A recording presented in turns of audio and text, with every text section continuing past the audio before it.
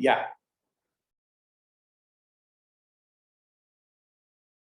See, today we got a poster which we have forwarded in all the groups.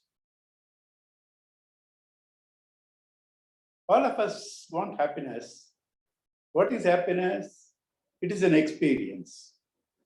An experience as the experienced, the experiencer, and a relationship between them. Scientists have tried to improve the experienced world to give us happiness. That is why today we have so many comforts. We should be grateful to them. But the experienced are only instruments. They will continuously change. They will have their own problems. Progress means change. Change means friction, insecurity. The world of objects, emotions, and thoughts, which we say is the field of experience, has to continuously progress. And when it has to progress, there will always be friction, insecurity, change, decay. That is unavoidable. In this, only trying to improve the experienced world, how will you find a meaningful, total, perfect happiness? Not possible. Therefore, the philosophers, compared to the scientists, took to their field, the field of experiencer. They have analyzed the experiencer and told us this experiencer has 4 aspects: the physical, the emotional, the intellectual, and the spiritual. If the physical, emotional, intellectual are tuned to the spirit and try to relate to the objects, emotions, and thoughts, the experienced, then there will be evolution. There will be peace. There will be no friction. On the contrary, if this experiencer turns away from the consciousness, the self, gets involved with the objects, emotions, and thoughts, he is playing in the field of total insecurity,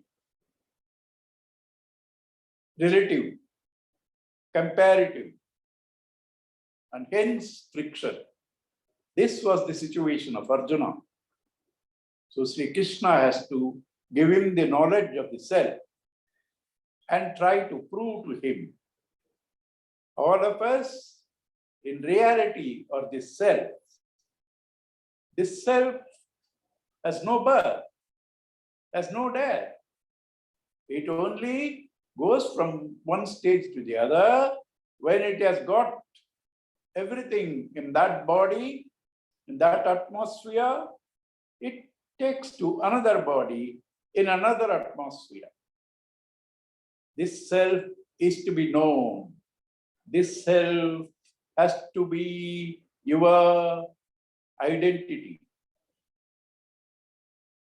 You are not the BMI. You have the BMI. So he, having said that, then he takes the pain of telling us how this self cannot be destroyed.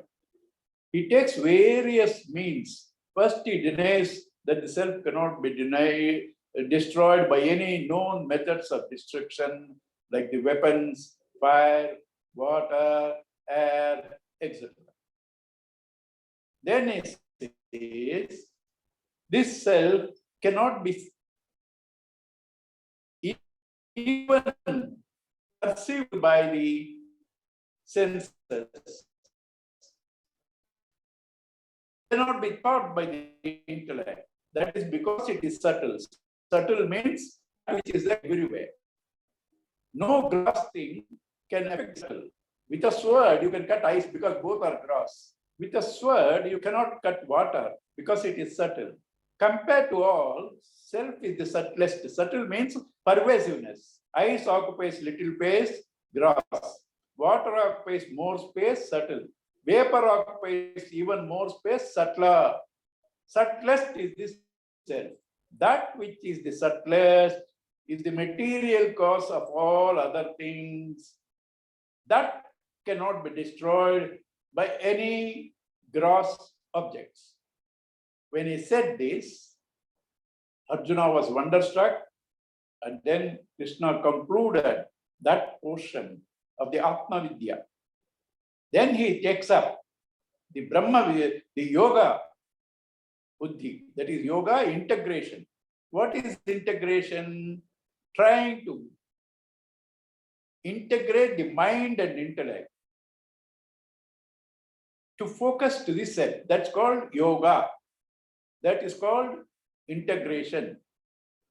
The mind now pulls us in one direction, intellect pulls us in another direction. Mind always pulls us to the field of pleasant. Intellect always tries to pull us to the field of good, Shreyas. This is prayers, that is Shreyas. This is passion, that is reason.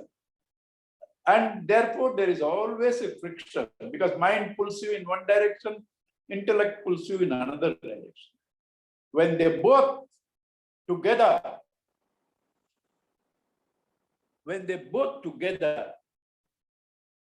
act as one,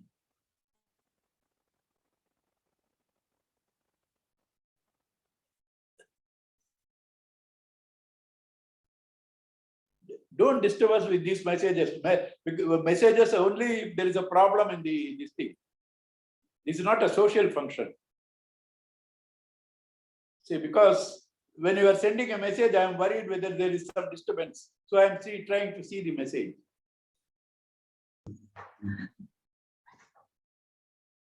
So message you send when there is a disturbance in the recording.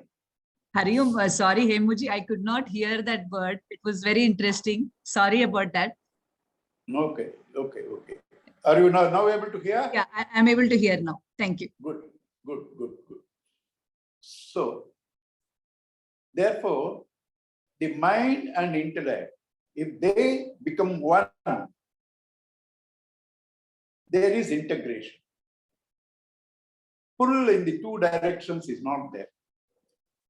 They are focused to the self, and you experience the nature of your being as the self and experience absolute bliss, immortality. This is the Yoga Buddhi. First is the Sankhya Buddhi.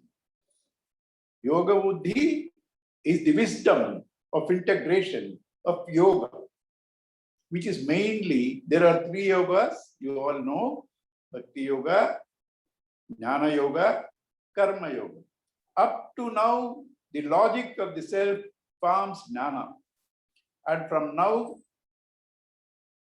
till we reach 47th verse, from the 31 onwards, more precisely from the 38th onwards, it is Yoga Buddhi, science of integration. Science of integration is mostly how you act in the world outside. Karma yoga. When you act in the world outside, for you, the results are not important. As Sri Gurudev says, it's not important what you get out of your work. It's important what you become out of the work. Therefore, the profit, loss, comfort, joy, honor, dishonor, they are all paltry things. You should not care for them. You don't need them. By your very caring, you are giving them an upper hand. Why do you need them? You don't need, you are God. You are God, you don't need these. So ignoring them, acting in the field only to correct your mind and intellect, to reduce the vasanas, and to try to connect you with the totality, which is the visible form of God. That is why you have to work. That's called karma yoga. And here he said, this you can do when you try to work from the level of the intellect. He said, Traigunya Vishaya Veda, Nistraigunya Bhavarjuna, Nirdvandvaha, Nitya Sattvastaha, Niryoga Kshema Atmavam. Atmavam, tuned to the self. By that tuning, see all the duality to be its manifestation. Go beyond duality. Nirdvandvaha. How you can do? By trying to get the support of the intellect. Nitya Sattvastaha. Sattva is intellect. Go beyond all these results, either through karma kanda or through the normal work.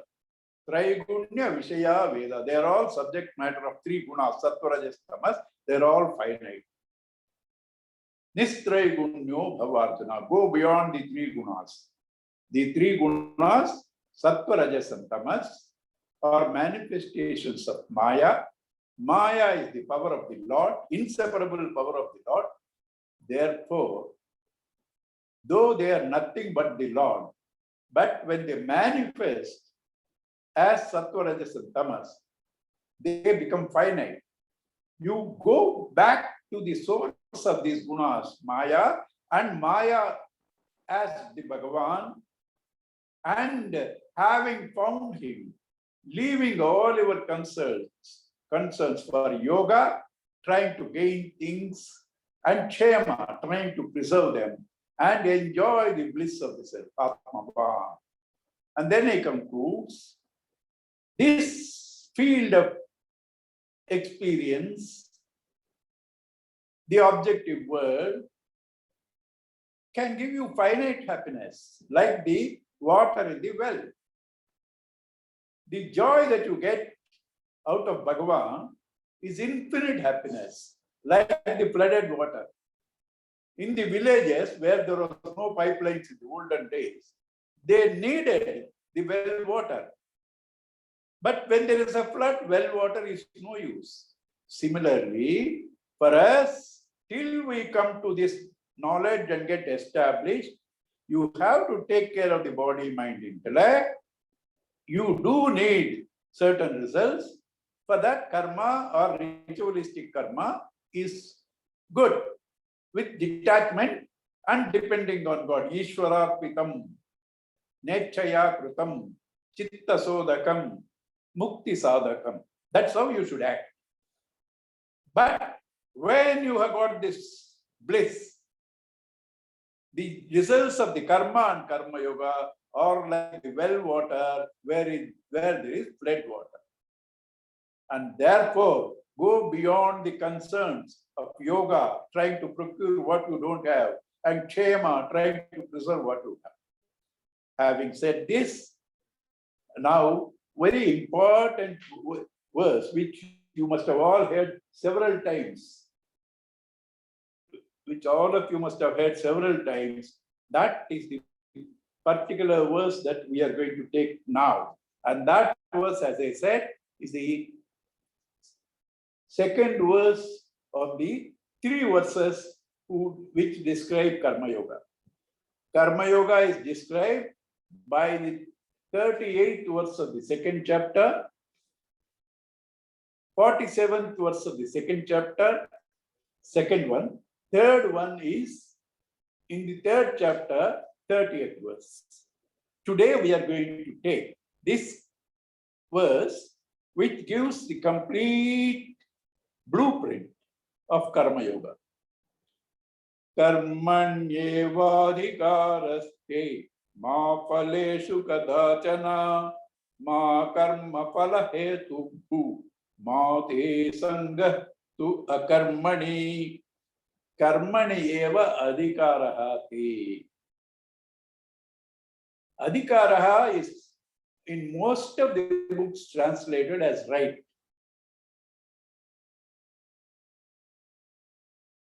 Right means, right also has two meanings. That is what you should get, your right. Another right means your power over it. That is the correct meaning. Adhikaraha is your control. Adhikari, when you say, is the controller. You have a right over that means you are the controller. Karmani eva adhikaraha te. You have control only over actions. Ma phaleshu kadachana. You don't have control over the results. You don't have control over the results. You want to go to Delhi from Chennai. You can book the ticket and come on the right time to the station, get into the train. You have planned and put effort, yatnam, buying the ticket, prayatnam, coming to the right train, right station, right train, right time, prayatnam, yatnam, prayatnam. You sat in the compartment. Now you say, I am the nephew of the railway minister. I would like to be in Delhi in 6 hours. Is it possible? From Chennai. Even if you are the Prime Minister of India, Indian trains at this stage cannot take you from Chennai to Delhi in 6 hours. You have to give the necessary time, kalam. Yatnam, prayatnam, kalam. And you have done all that. Yatnam, effort, prayatnam, right effort, kalam, you were willing to wait 30 hours, but it's no guarantee that you will reach Delhi. You don't have to take it negatively, even positively. You don't have to think something will happen, nothing will happen. Even positively, while you are in Nagpur Junction, you saw your old classmate whom you did not see for the last 30 years. He says, my daughter's wedding tomorrow morning. You must get down and see and go. You definitely would like to oblige him. So you will get down, attend the marriage, go next day. So yatnam you have done. Prayatnam you have done. Kalam you have done. But Daivam, the unforeseen, the unexpected, that is also there, which is called adrustam in Sanskrit. Adrustam, drustam seen, adrustam not seen. This is the fourth factor. So in every action, when it produces results, there are four factors. Yatnam, kalam, devam. Yatnam, prayatnam, kalam, devam. So your duty is only yatnam and prayatnam. Kalam and devam you have no control. And therefore you cannot say, I did this much, I got only this much.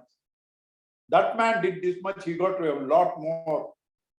There are other factors which you have no data. But nothing goes wrong because everything is managed by God. He is the karma phaladata. He is the karma phaladata. Therefore, nothing has gone wrong. You don't have the data. Sometimes you may get more. The other man may get less. Sometimes you may get more. The other man may get less. You can't judge. And you don't need a man who is enjoying himself in total happiness, which depends upon his capacity to love. He loves all. Therefore, he is happy. Doesn't need joys from the outside world. Only when the man is empty inside, he needs everything from the outside world, thinking that they will give joy. Want to see TV. Right now, I'm surprised so many people have come because there is Euro final going on the TV. I don't know how these people have come to the Gita. Very surprising. That is because they are full inside. They don't want anything outside. When you are not full inside, you need things from outside.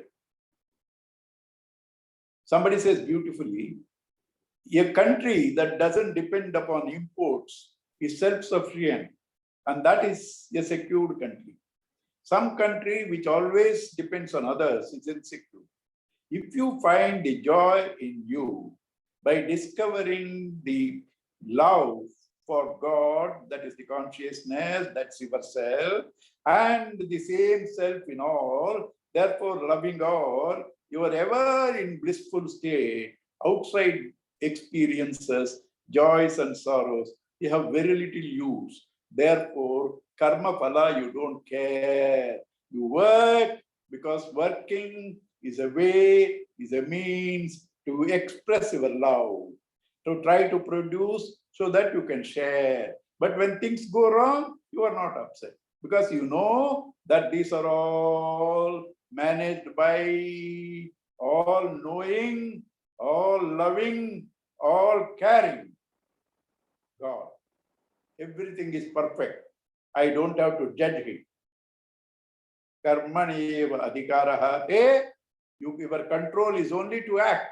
Ma phaleshu kadachana. Never on the results. Not only that, ma karma phala hetu bhu. Don't have a fixed goal. Don't have a fixed goal. I must get this much from this work. Many times you will get more also. Sometimes you may get less. If you have a fixed goal, you are worried about what you may get. Your efficiency is lost in worrying. Or you regret. I didn't get last time, I don't know whether I will get now. Again, the efficiency is lost in worrying about the past. The work is in the present. When you are living in the future with the results or regrets of the past, your efficiency in the present, where work is there, which will produce the corresponding results, becomes diminished. If you want maximum results, detach from worries of the future, anxieties of the future, regrets of the past, focus on the present.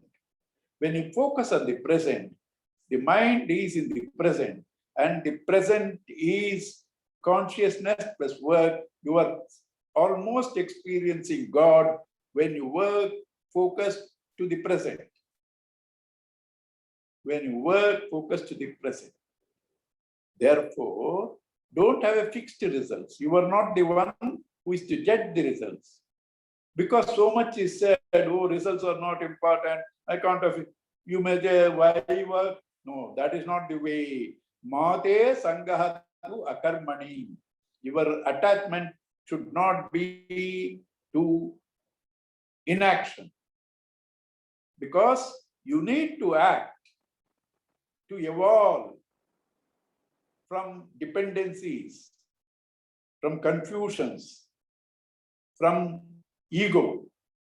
You have to work. Therefore, whatever may be the results, be dynamically active. Mate sangahatu akarmani. Here, people ask, how can I work without thinking of the future? I have to plan. How can I work without thinking of the past? That's experience. The answer is, in future, there are two things, planning and worry. Do the planning, leave the worry. In past, again, there are two things, regrets and experience. Take the experience, leave the regrets. This is the secret of action, the right way to act. That's what it says here. कर्मणि एव अधिकारः ते मा फलेषु कदाचन मा कर्मफलहेतुः मा ते संगः तु अकर्मणि. That is the gist of Karma Yoga. And now he is giving some more tips how to do this. Next verse, Yogasthak kuru karmani sangam tektva dhananjaya siddhya siddhyo samo bhutva samatvam yoga uchyate. Established in yoga,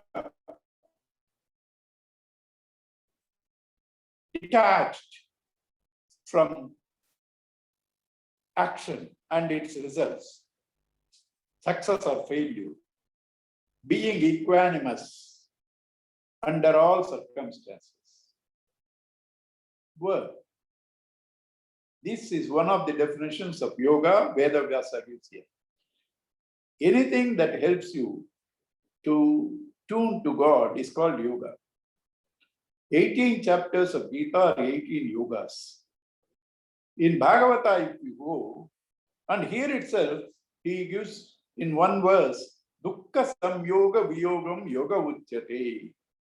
Dukkha Samyoga, detaching from all sources that give you sorrow is called yoga. So 18 plus 1, 19. Here, a new one. Samatvam Yoga Uchyate. Equanimity is called yoga. 19th one. Next verse, he will give another definition for yoga. Yoga Karma Sakausa 20. In Bhagavata, he says stealing is a yoga.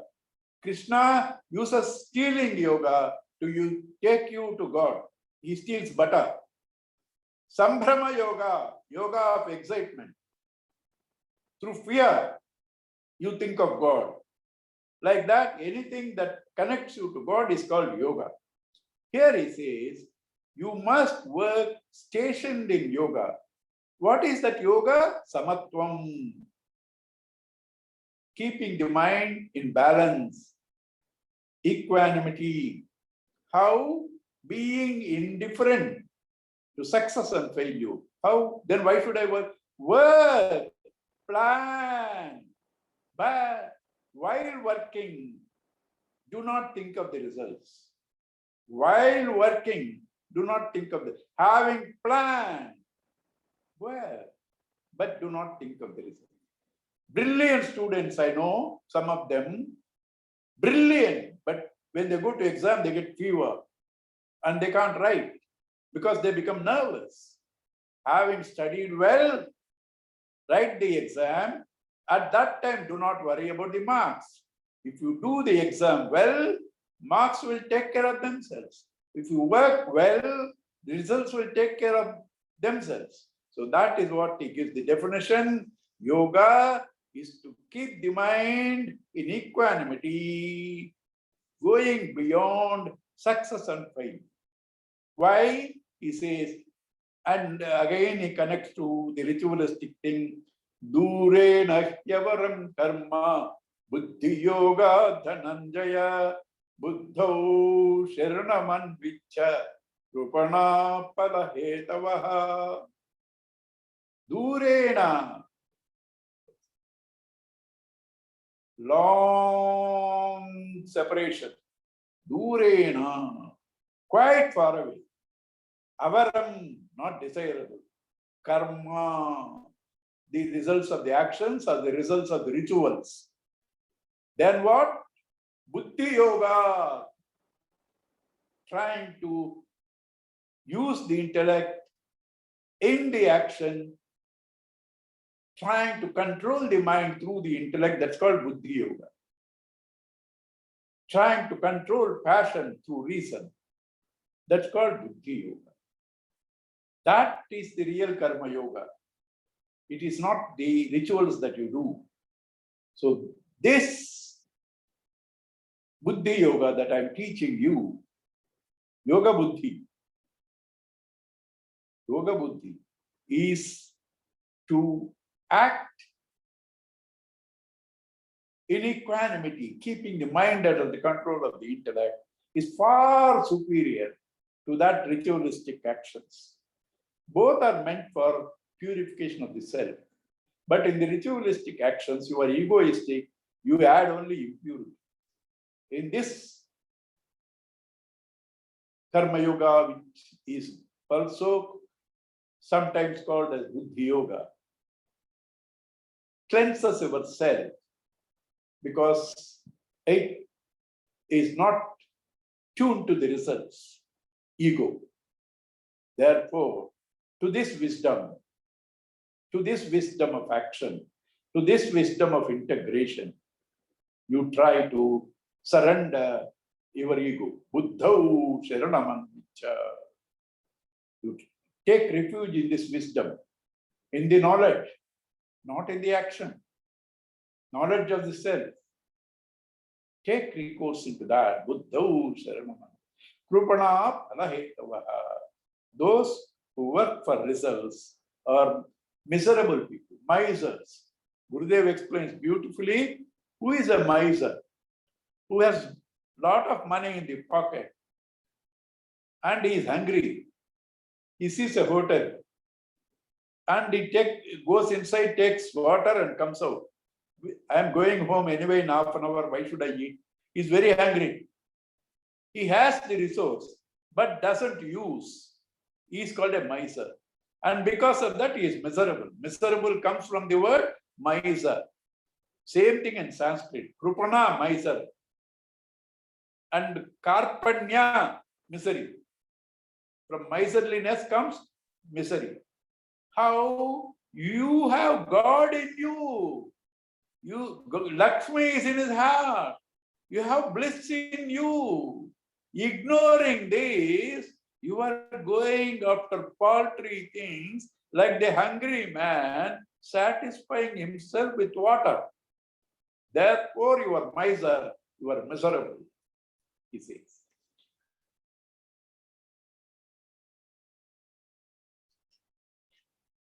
Buddhi yukto jahatiha ubhe sukrita dushkrute tasmad yogaya yujyasva yoga karmasu kaushalam. Buddhi yuktaha, trying to align yourself with this wisdom. Jahati, one who casts off, ubhe sukrita dushkrute, in actions done well or not done well, results that are got well or not so well, detaching from that, you act. Why should I act then? Yoga is just the very purpose of action is to integrate. And when you do that, your actions also become beautiful because you are doing with a calm mind. Results also, you will get excellent results. Therefore, he says, what is this yoga? Yoga karmasu kaushalam. Dexterity in action is called yoga. Another definition. Dexterity in action is not mere efficiency. A pickpocket, when he picks the pocket and is not caught by police, it is not called yoga. Dexterous. Yoga karmasu kaushalam, because kaushalam is not mere dexterity. Kushalam, the Sanskrit word, is holistic well-being. In the olden days, our generations, you don't know.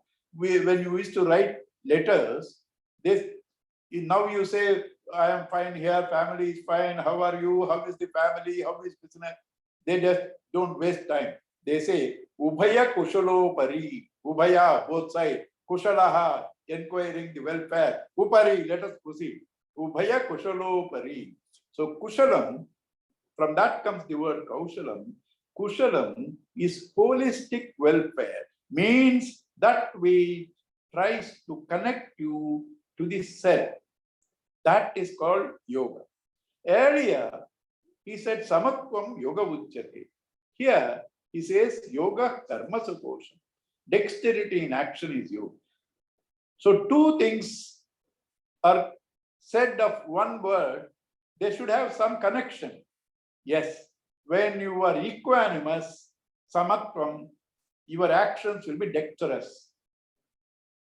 When you have samatva, your actions will have kushalam. And therefore, they are connected. Okay, it's all right, but doing the actions with this wisdom, the right attitude, how long should I go on? Will I anytime find relief from this Buddhi Yoga, from this commitment? He says, yes, you will not have to worry about anything when your mind goes beyond all relativity.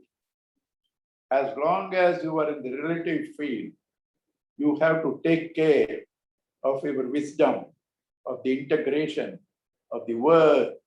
But when your mind goes beyond these confusions, opposites, at that time, you don't have to worry. Then you can relax.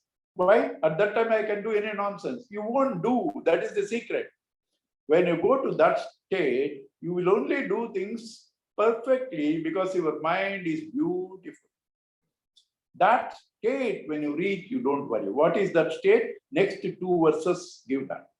Yada te moha kalilam buddhi vyatitarishyati tada gantasi nirvedam srotavyasya srutasya cha.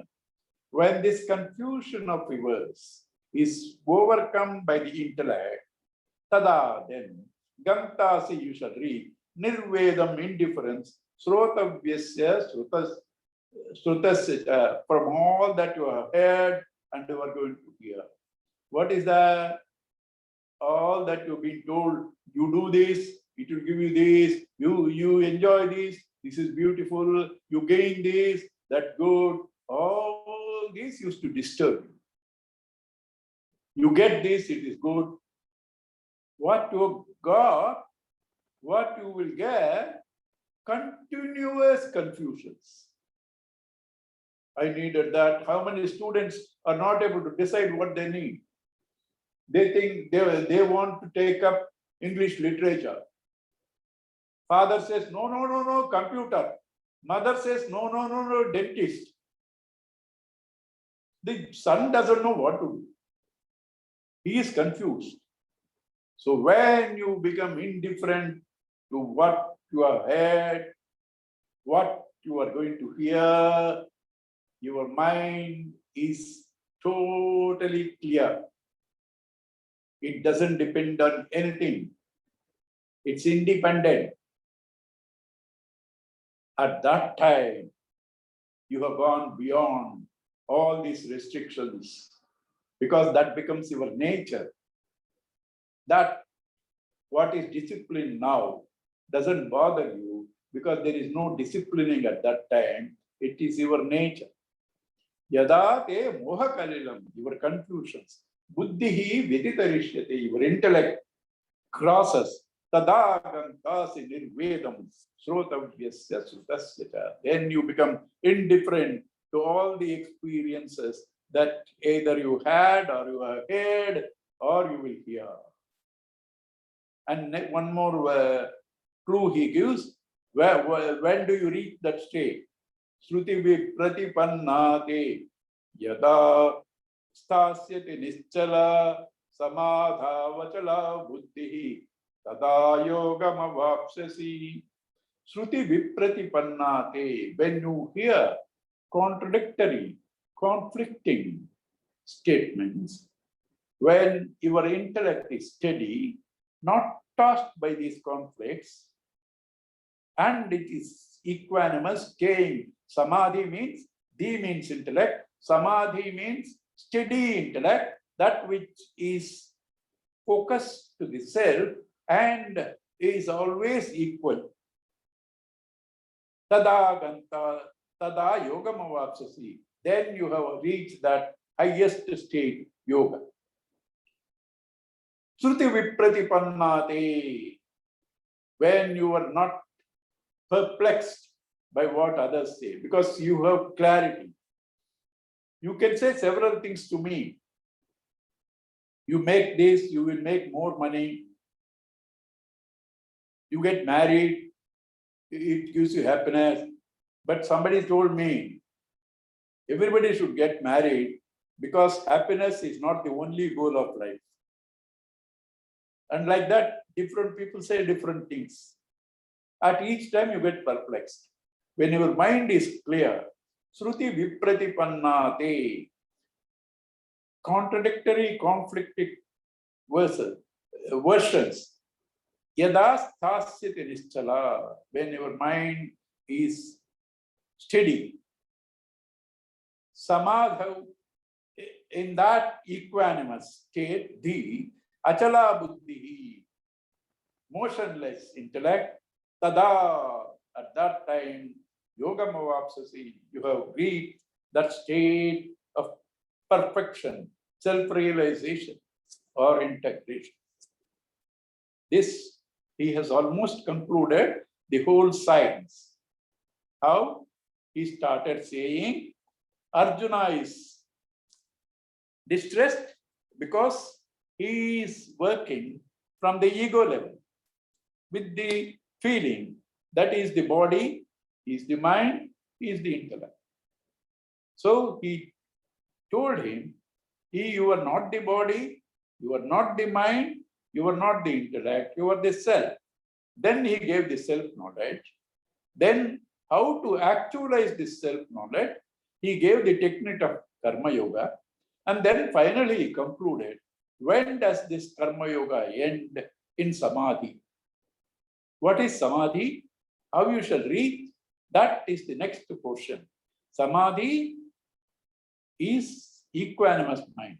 Means that which doesn't change. That means sthita, established. Prajna, wisdom.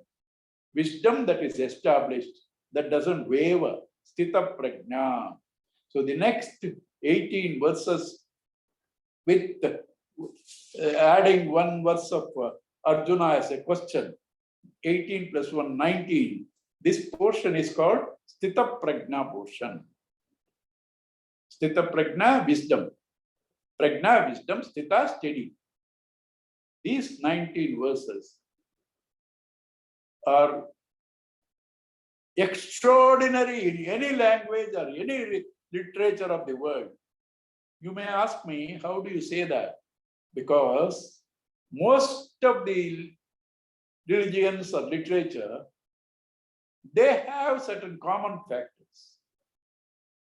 And the basis is also known.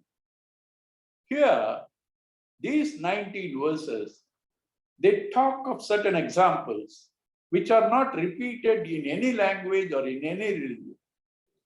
Extraordinary examples, extraordinary logic.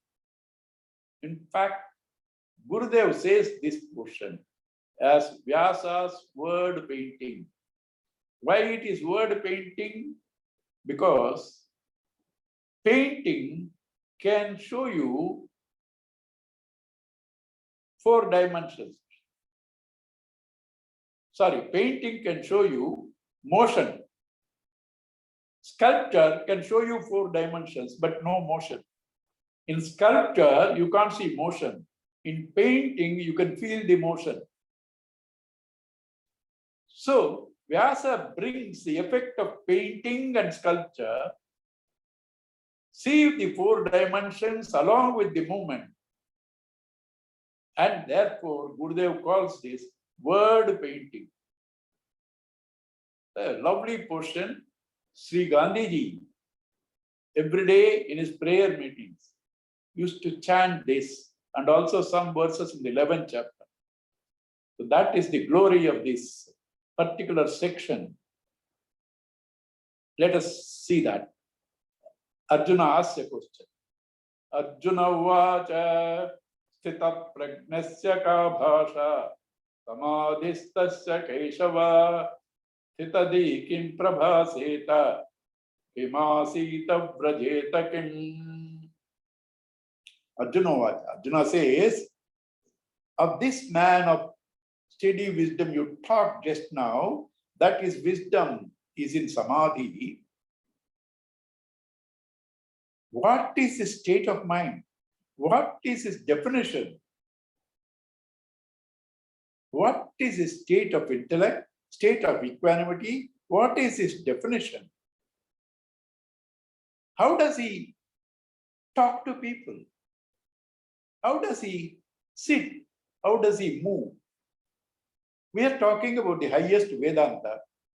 To ask how does he sit, how does he move, how does he talk seems to be ridiculous. It is because they are all suggestive terms. When he asks how does he talk, means how does he interact with people? How does he sit? How does he feel or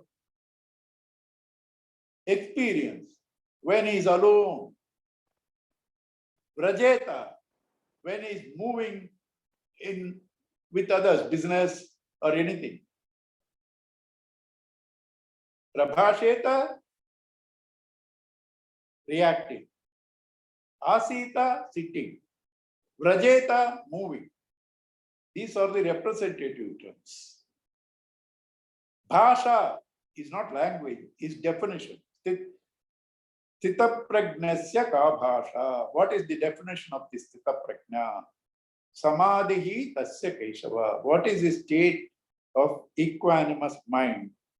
Sthita dihi, this man of steady wisdom. Kim prabhasheta. How does he talk? Another way of telling is in Sanskrit, Kim prabha, does he talk at all? Kim asita. How does he sit? Does he sit at all? Kim brajeta. How does he move? Does he move at all? That is, when you don't have an idea of something extraordinary, you imagine things. When I was a child, say till about 15 years or 20 years, till we started seeing TV and all that, we used to wonder how America, England, all will be. Will they have same trees like us, same mountains like us, same earth like us? We used to wonder at all that because in our ages, there was no TV. We don't know how it is. We used to imagine ourselves. Similarly, Arjuna feels whether he at all moves with others, whether he at all responds to others.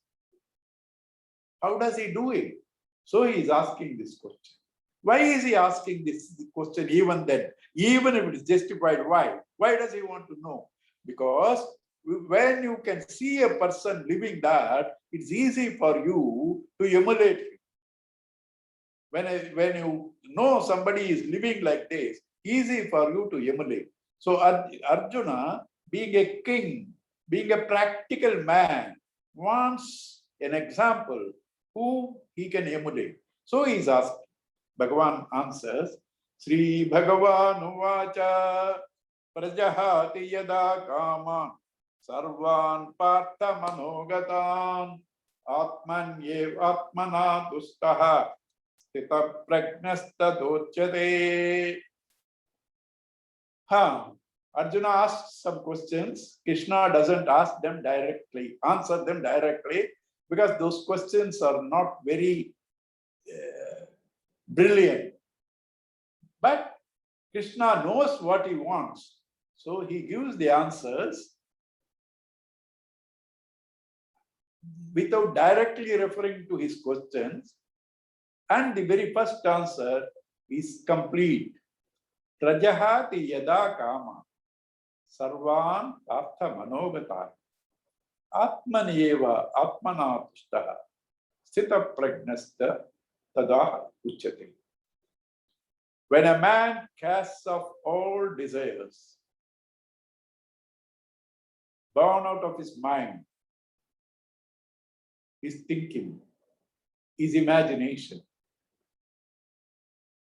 not according to the need. It's not connected to the need. Desires connected to the need are not harmful. Desires projected by your mind, you take this, you need this, they are imaginations. Those desires he has cast off all that. Prajahati, Jahati, leaving off. Prajahati, totally leaving off. Yada kaman sarvan, all desires. Prajahati, yada sarvan kama. Manogatam, born out of the mind. Atman eva atmana tushta. Then how does he live? Where from does he get his happiness? If desires are left, through desires only we get experiences, happiness. If you leave all desires, there are no experiences, that cannot be happiness. How does this man live? Atmaniyeva atmana tushtaha. His self is the total seat of total happiness, which all of us experience in sleep when disconnected with the mind and intellect. It's absolute bliss, his own self, when disconnected with the mind. Desires belong to the mind. When he has disconnected with the mind, he experiences the limitless joy in himself. Atmanayeva atmana tushtaha. Such a man is a man of steady wisdom. So this is not a negative state, leaving or dropping desires. He is leaving or dropping desires because he has no value for them. He is experiencing absolute happiness of the self. He has no value at all for the paltry, useless, third-rate, filthy objects of the world. A rich man has beautiful imported fruits, nuts, excellent food cooked at home. Why will he go to the food sold at the gutters? He won't go for the food sold at the gutters. This man is so rich inside, he has no value for the outside world. Then he is called a man of steady. You should also know the mechanism of this desire. When do you desire? Do you desire to have a head on your shoulders? You have it already, you won't desire. You may desire, let there be something in the head, that is possible. But you won't desire for a head on the shoulders because you already have it. So we desire when we feel we don't have something, inadequacy. Why do you have the inadequacy? Because you think you are the body, mind, and intellect. Why do you think you are the body, mind, intellect? Because you are ignorant of the self. Ignorance of the self, avidya, causes desires at the intellectual level, kama, and therefore makes you act karma. These three are called avidya, kama, karma. Avidya, kama, karma. Knots of the heart, because they bind you. They bind you. In fact, they are not three different things. Avidya at the spiritual level manifests as desire at the intellectual level and transforms as work at the physical level. Hence, when he says, casts off all desires, means he has gone beyond ignorance. When he said effects are not there, that means the cause is not there. Because every effect is a transformation of the cause. If the effect is not there, desire, cause, ignorance is not there. Okay. And now that is the definition. He has asked Ka Bhasha definition. Now he says, how does this man live in himself by himself? Not responding to the external, not reacting, response, not reacting to the external world. Dukkeshu anudvigna manaha, dukkeshu anudvigna manaha, sukheshu vigata spruhaha, vita raga bhaya krodhaha, sthitadihi muniruchyate. Dukkeshu, when sorrow comes, he is sad. Somebody close to you dies, you must be sad. But you can't be lost in that because you know that everything has a purpose. There is a God, that God takes care, and you thought this man is lost, but God has other plans for him. He is arranging a beautiful future for him. So come out of that grief. You will have some grief, you should have as a human being. But don't get stuck there. Come out. That's why it doesn't say Udvigna Manaha, not depressed. Anudvigna Manaha, Anu means continuously lost in that. Dukkeshu, Anudvigna Manaha, Sukheshu, Vigataspra. There is joy, enjoy. But don't get lost because that's temporary. There is joy. You are eating a mango, you are happy. But don't get lost in that because you will want it all the time. You won't get it all the time. Even if you get it all the time, doctor says diabetes, don't take it. Therefore, in sorrow, don't get lost. In joy, don't get excited. Maintain a balance. Dukkeshu, anudvigna mana, sukheshu, vigataspruha, vita raga bhaya krodha, titadi munudchati. Vita, free from raga, attachment, bhaya, fear, krodha, anger. Such a man is called a man of steady wisdom. Again, as I said, ignorance, desire, action. The same desire, when you have it, it becomes attachment, raga. When there is an obstruction, it becomes bhaya. Sorry, raga, attachment, bhaya, whether you will get it or not. Krodha, when there is an obstruction, you become angry. It's all desire only at different levels. Raga, bhaya, krodha. Fear of losing it. Raga, attachment. Fear of losing it. Bhaya, raga, attachment. Krodha, anger. All belong to ignorance. Because all belong to kama, desire. Desire belongs to ignorance. This man is wise. Chitta prajna.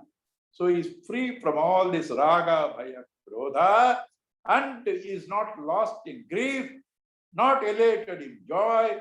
Such a man is a man of steady wisdom. Chitta prajna. We will see more of it next class. Om Purnamadaha Purnamidam Purnat Purnamudachyati Purnasya Purnamadaya Purnameva Vasishyati. Om Shanti Shanti Shanti.